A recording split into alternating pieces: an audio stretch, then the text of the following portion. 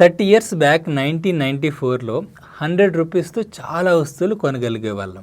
30 ఏళ్ల క్రితం అలానే ఇప్పుడు 2024లో 100 రూపీస్తో మనం ఎన్ని వస్తువులు కొనగలమో చూద్దాం. 1994లో 100 రూపీస్కి 12 kgs రైస్ వచ్చేది, 10 లీటర్ల మిల్క్ వచ్చేది. అలానే అదే 100 రూపీస్కి 6 లీటర్స్ పెట్రోల్ కూడా వచ్చేది.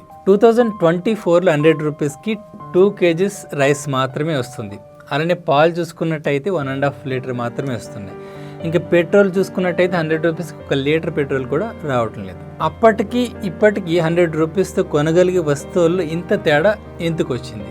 ఇన్ఫ్లేషన్ భూతం వల్ల. ఈ ఇన్ఫ్లేషన్ వల్ల వస్తువు రేట్లు ఇప్పుడు పెరుగుతుంటే అలానే మన దగ్గర ఉన్న డబ్బు వాల్యూ ఇప్పుడు కూడా పడిపోతూ ఉంటుంది. అందువల్ల మనం సంపాదించే డబ్బుని ఇన్ఫ్లేషన్ బీట్ చేసి ఎక్కువ రిటర్న్ ఇవ్వగలిగే మ్యూచువల్ ఫండ్స్లో మీ ఇన్వెస్ట్మెంట్స్ స్టార్ట్ చేయండి. ఇన్ఫ్లేషన్ భూతం నుంచి మీ వెల్త్ని ప్రొటెక్ట్ చేసుకోండి.